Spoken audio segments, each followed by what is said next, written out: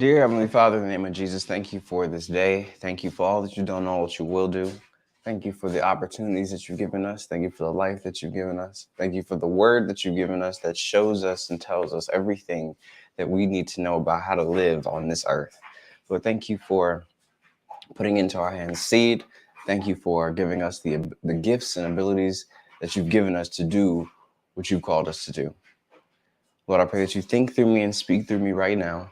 And I pray that what is said in this episode lands on the ears of those who are listening, and it is a blessing to them. And I pray this in Jesus' name.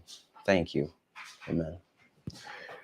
What's up, everybody? Welcome to episode number 23 of A King's Journal.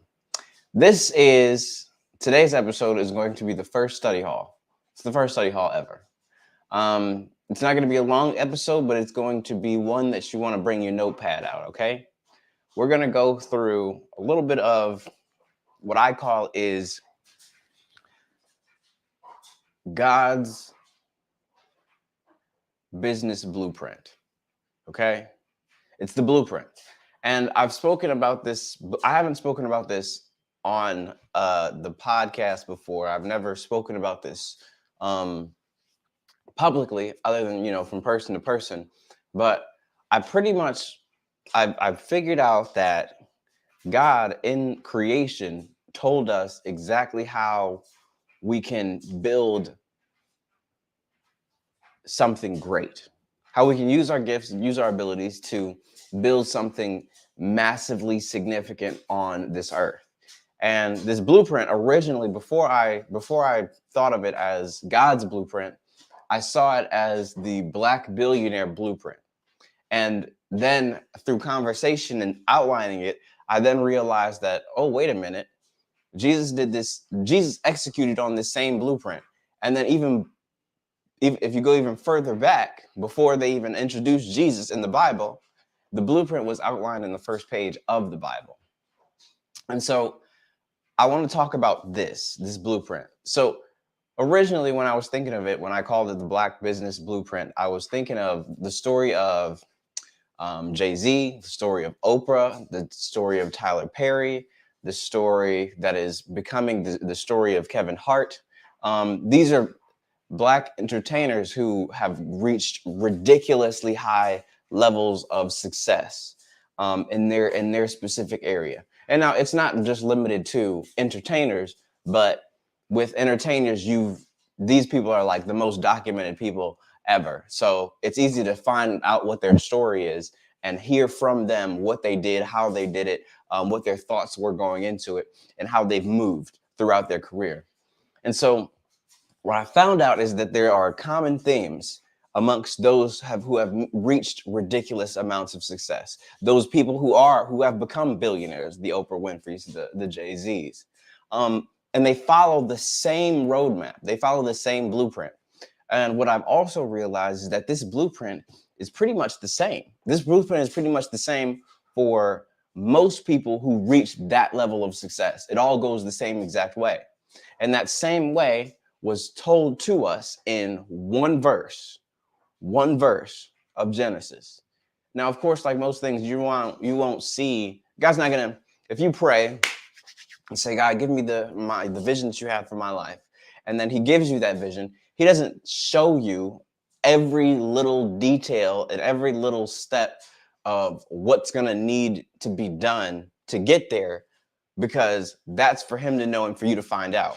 The thing is, you're never gonna know all the people that you're gonna need to talk to. You're never gonna know all the places you're gonna have to go. You're not gonna know the career changes you might have. You're not gonna know the other skills that you're gonna need to build. You're not gonna know the skills that you're gonna need to develop. You're not gonna know the generational curses that you're gonna have to get rid of before you can actually see and get to the reality that he has for you.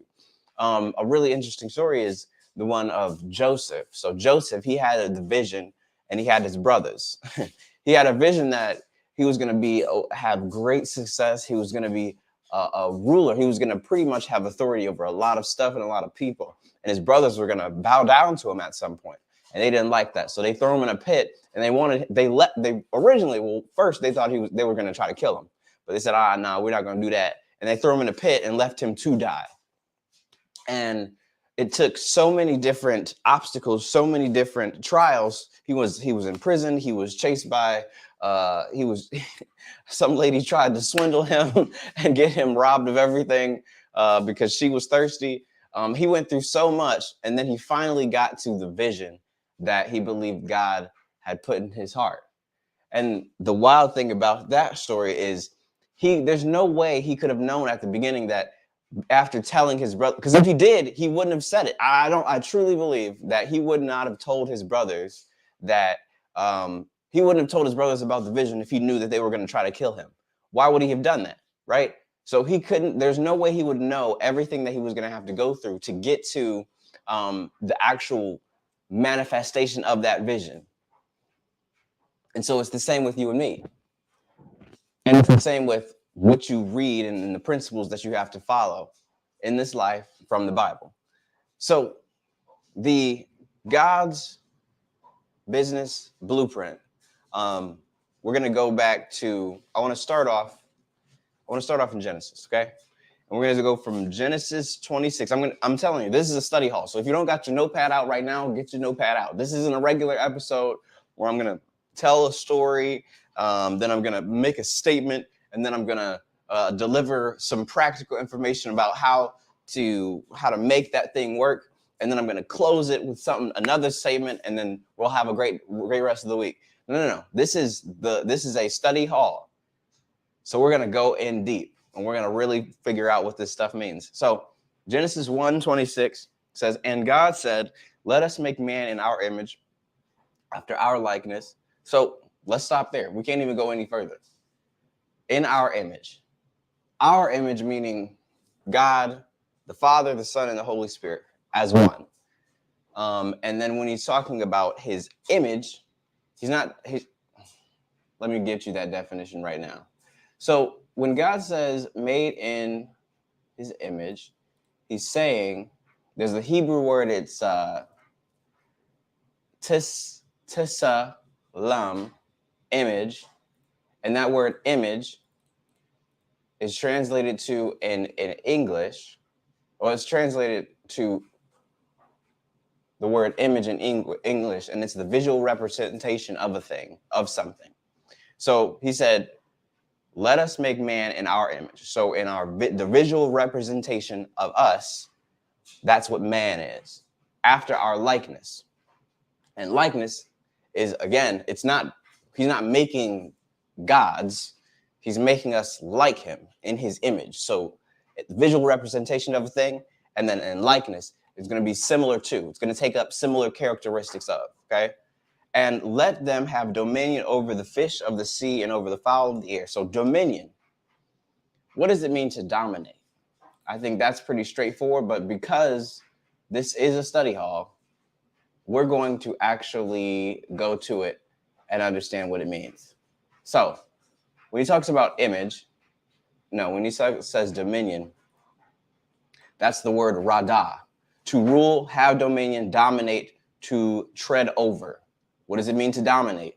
To dominate means power, authority, jurisdiction, control, command, sway, dominion, the right to govern or rule or to determine. It means you got authority over a thing. That is what dominion means. So he's given us dominion over the fish. What do we have dominion over? The fish of the sea, over the fowl of the air, and over the cattle, and over all of the earth. All of the earth. It's interesting to me when I was reading this. People always talk about, oh, well, the universe just doesn't want me to have a relationship. The universe is the reason why these things are going so well for me, because, good juju. I've been doing good things, and the universe has brought these things back to me. God didn't say that he's going to put the universe in authority, and the universe will direct your life. He didn't say that. He didn't say, I'm going to make man in my image, in my likeness, and the universe will determine what they do after that, how they feel, what their relationship status is going to be like, their personality is going to be like, and what success they will have. I'm going to put that in the stars. I'm going to put it in the stars and the moon. The how much of the moon that you can see at night will determine someone's relationship status will determine their mood on a particular day, and it's going to determine what's going to happen within that day. Let me move on. That's for somebody. Over the cattle and over all of the earth. We have dominion over there. The Mother Nature ain't got nothing to say, okay? We have dominion over the earth. Not the earth has dominion over us, so we pray to the earth. That don't make no sense. We have dominion over it. And over every creeping thing that creepeth upon the earth, okay? So we just touched on everything that's in the under the water, that lives in the water, everything that's on the land, that creeps across the land, and everything that flies through the air, okay? And over the whole thing is what we have dominion over. So if I buy a house, I have dominion over a house, meaning that everything that happens in there is under my authority, under my care, and it's under my responsibility, okay? If someone comes to that house and breaks down the wall, they have broken my wall. So if someone, they're messing up your house, then you need to check them. And so if I have dominion over the earth and everybody's messing it up, then now someone's got to be held responsible for it, okay? We got to fix that. It's a problem. It's my earth. It's not somebody else. It's not the earth's earth where the Mother Nature is in control of everything. No. God gave us dominion. He made it for us to have dominion over. That's the first thing he told us. And then 27, so God created man in his own image. He tells us again, in the image of God created he him, male and female created he them. So he made one creature, man, and then put that creature, gave that creature two different distinctions. There's the male man, and then there's the female man. Male, female. One thing, two different types of the same thing. If you get a chicken, that's a male chicken and a female chicken, the male chicken does certain things, the female chicken does certain things, okay? And so that's the same thing with us. There's the male man, and there's a female man, Adam, which is the translation of man, okay? So there's male and there's female, both equal, but different. Equal, but different, okay? They have different responsibilities. They have a different makeup, and they have the same dominion over everything that he listed previously. That's for another day. We're going to talk about that another day. And then here's the verse that we're going to stay on. And God blessed them and said unto them, be fruitful and multiply and replenish the earth, subdue it and have dominion over the fish of the sea and over the fowl of the air and over every living thing that moveth upon the earth. Okay? So we talked about that a little bit, but first thing he says, be fruitful. That's where we're going to stay today.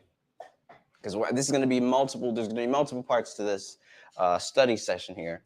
But this is the first step of the blueprint. Being fruitful, what it means to be fruitful, let me go back here and just give it to you straight. Give it to you just as it is. Just right as it is. Now there's fruit and there is being fruitful. Being fruitful is translated to the word para in Hebrew. It's used 29 times in the King James Version. It's a verb, and it means to bear fruit, be fruitful, to branch off. Okay? And then what it means to fruit, the actual word fruit, let me go to that. I'm telling you, we about to get in deep here. So if you don't got that down on your paper, I would go ahead and get that down as we move into the next thing.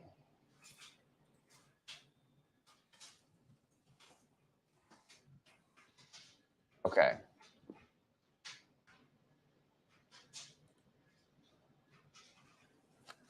Fruitful,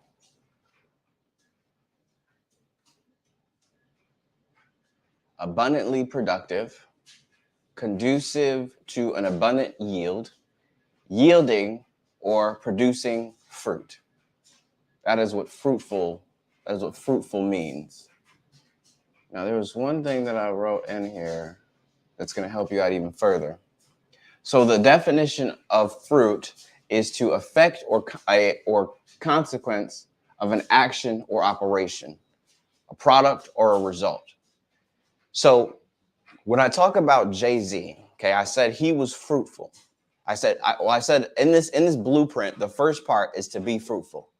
So how I'm relating that to you, because I'm not saying that we're all gardeners, but I am saying that God has put into our hands seed. And now everybody has a seed. And before you have a fruit, you have to have a seed, because that's just the natural order of things, okay? So with this blueprint, before we get to the billionaire part of it, we have to first be fruitful. And so if fruitful means to affect a consequence, if fruitful means to produce a result, a product, to affect consequence, the consequence of an action or an operation. What is my fruit? What is the seed that God has put into my hand to bear this fruit? If the first part of this blueprint is fruitfulness, going back to Jay-Z, the first fruit that he had, the seed, was his ability to write rhymes and to perform those rhymes. The crazy thing about a gift that God has given us, I think a lot of people misinterpret a skill from a gift. Something that I was talking to my barber actually last week, and we were just going through a few things and having a conversation about like what he's going to be doing over this next year and how he's going to be developing and growing his business. And we got onto the subject of gifts. I said, what is the things that you feel like God has given you as like gifts? Like this is what God, that naturally you are just good at. Like you can develop it and you'd be extraordinary. But at the base level, when you wake up in the morning, you were born good at this thing. He said, well, I'm a barber. So my gift is being a great barber. I said, that can't possibly be the gift from God. That can't possibly, well, that is a gift, but that can't possibly be your natural gift. And I said that it's because you weren't born being a barber. You weren't born able to cut hair in the way that you do, because before that, there has to be a gift that comes before the thing that you do with the gift, okay?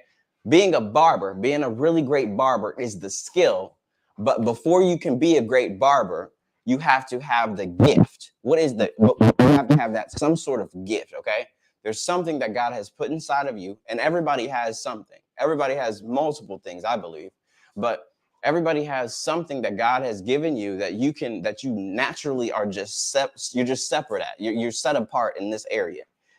Some people, the more obvious ones is when you can just sing, right? Someone says, if you can sing, then that's a gift from God, and it's an obvious one. You can sing it. You don't have to. It's not really hidden because it's really blatant. You can just do it at any moment in time. A one that's a little bit less obvious is being able to organize. Like God might have given you a brain where you just, for some reason, you're always able to organize, whether it be your clothes, whether it be operations, whether it be mass groups of people. You're just organized. You're just extremely organized. And for some reason, when people see a crowd, they see dysfunction. When you see a crowd, you see segmentation, you see operation, you start to put things into SOPs and standard operating procedures, and you decide that this is supposed to go this, and these people do this function and these people do this function, and they can make this whole together. Your mind just naturally goes to that, and it always has been. Like you've always been able to do that. Another gift that people don't really notice out front is the ability to well, there's comedians. They make people laugh. Somehow people think in terms of jokes, and they can just come up and freestyle jokes that make you laugh. And that's a gift. And so, I mean, shoot, also the ability to speak. Like I'm not a freestyler in terms of rap, but I'm definitely a freestyler in terms of words. Like I can come up with, I'm extemporaneous. That's what they call it. A person who is extemporaneous is a person who can come up with complete sentences, statements, and think through ideas out loud, verbally, to other people without needing to go through a bunch of different notes. They don't need to memorize a script. I don't know if you know this, but this isn't scripted. It never has been scripted. But that's a gift.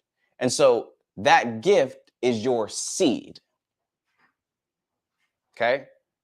Start thinking about that. So if you're trying to figure out, okay, well, I'm in my dreams, I want to be a business owner. I want to do something, or I just don't know what I'm good at and I don't know what direction I should go in life. You probably want to do a little bit of self-reflection and figure out what are the areas that I'm just set apart in. I'm naturally gifted in.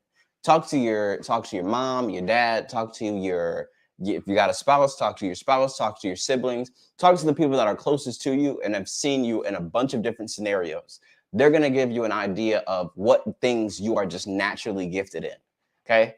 Then take note of each thing that is said and figure out what you can do with those things. That is your seed. And then you're going to figure out what to do with your seed. So if you're creative and you're really great with people, then the thing is you might be good at being a barber. But being a barber is not the starting point. The gift is. So what seed has been given to you? Now, Jay-Z, his seed, like we talked about, is his ability to write rhymes, his ability to come up with lyrics, because he also was a freestyler as well. His ability to rap. That was the start of his $1 billion. Now, transitioning over a little bit, the fruit or the seed was his ability to rap and write rhymes. Okay. But there's also a few other gifts that were in that, like, with his hustle and his ability to just think in terms of business and thinks in terms of multiplication. But just talking about rap here. Thing is, he started off with his seed, which was his gift to rap. And he became fruitful when he used that seed and it produced a consequence or a result that was positive in someone else. So again, going back, fruit, consequence of an action or operation, product or result. Fruit. He was fruitful because when he wrote rhymes and they put it into someone else used their gifts to create, to make an amazing beat that went with his rhymes, they produced a song, the fruit. And then when they sent that fruit out for people to try it, it produced a good result because when they tried it, they enjoyed it and they wanted more of it. They wanted more of that fruit that was produced.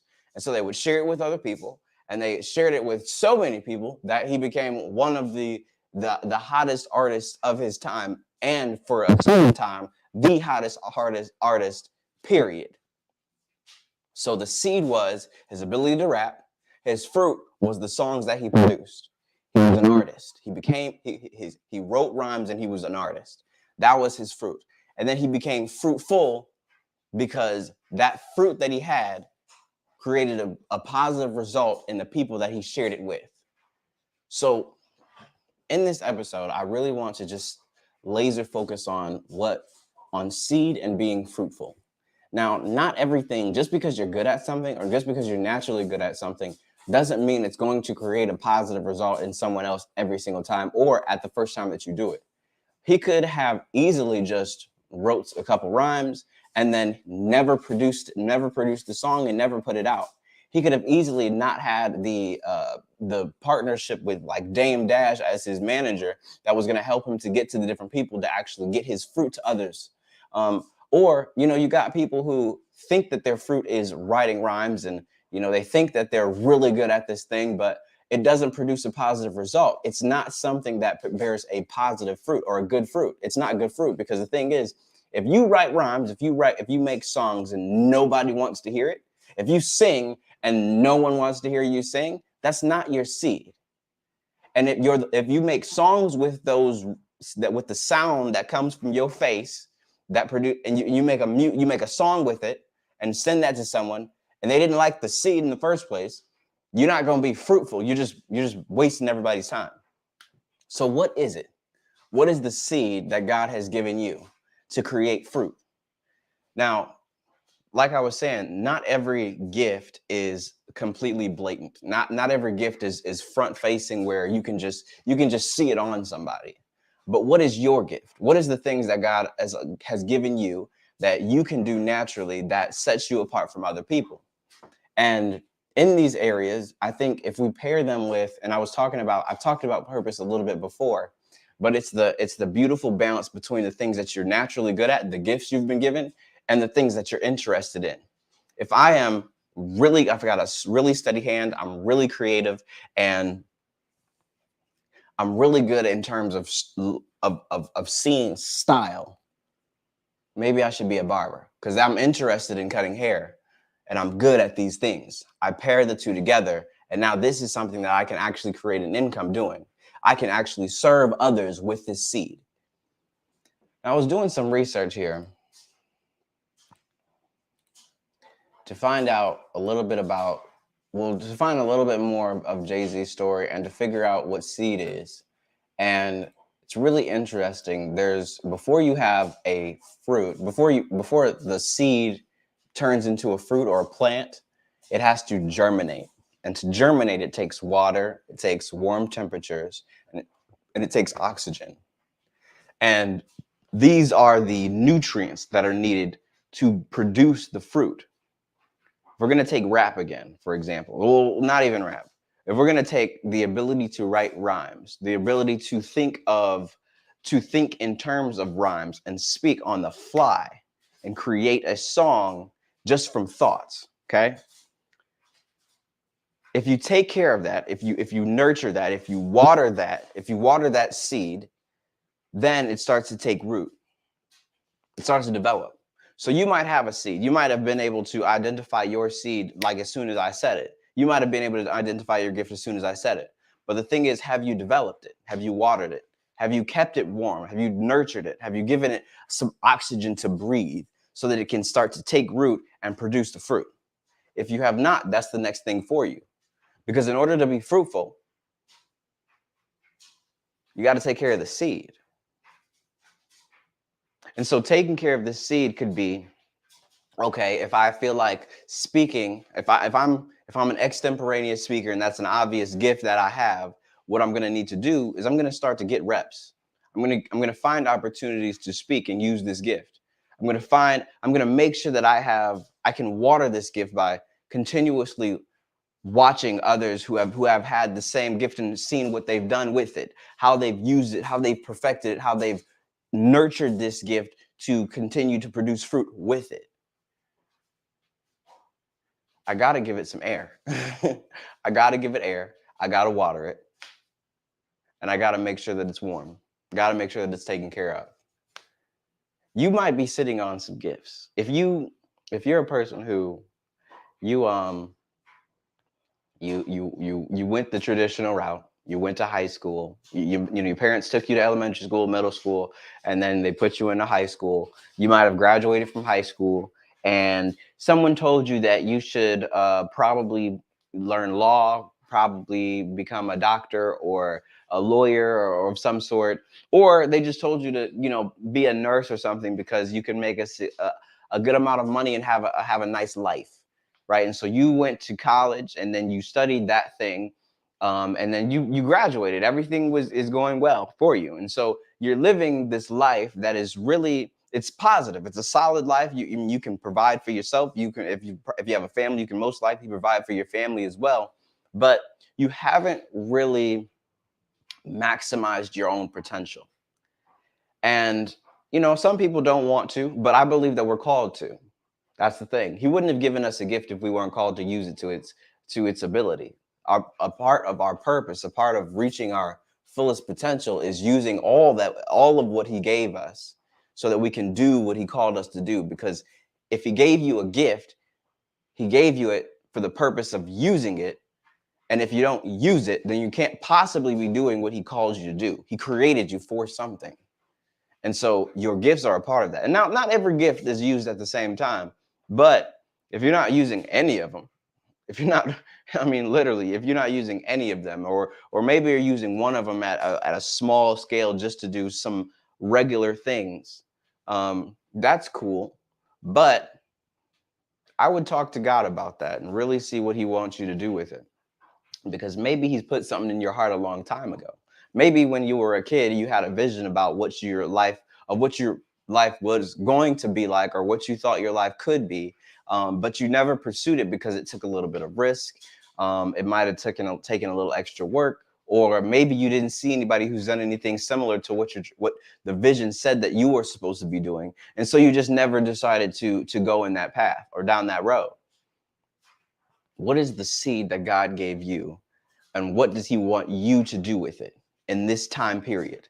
Because he ain't giving you a gift for you to use it just for yourself. Nothing on this earth was created for itself entirely.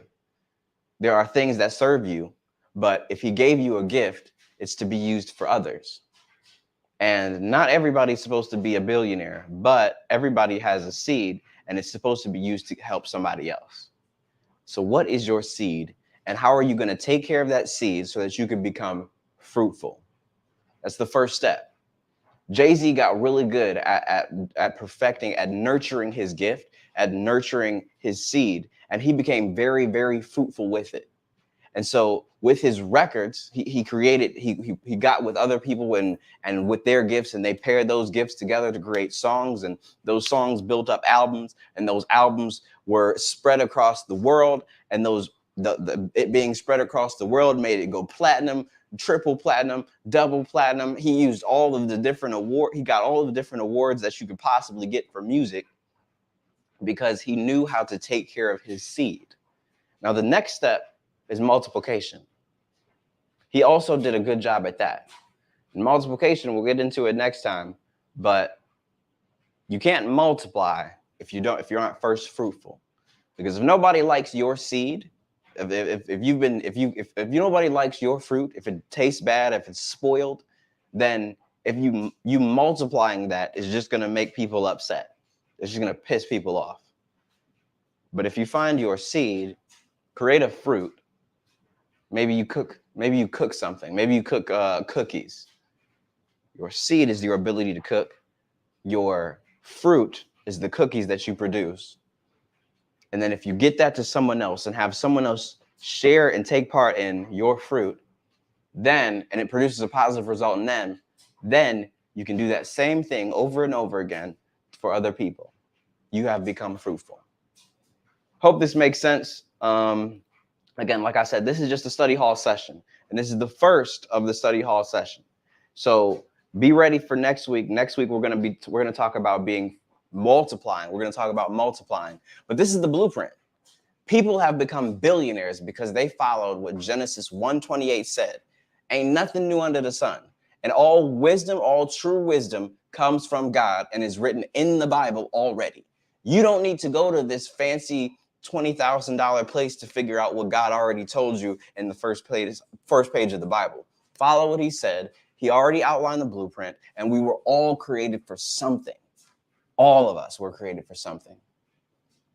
And I hope this helps somebody. I will see you guys all next week. Geez, this went a little bit longer than I expected, but be fruitful, multiply, peace and love, and I'll see y'all next week, all right? Peace!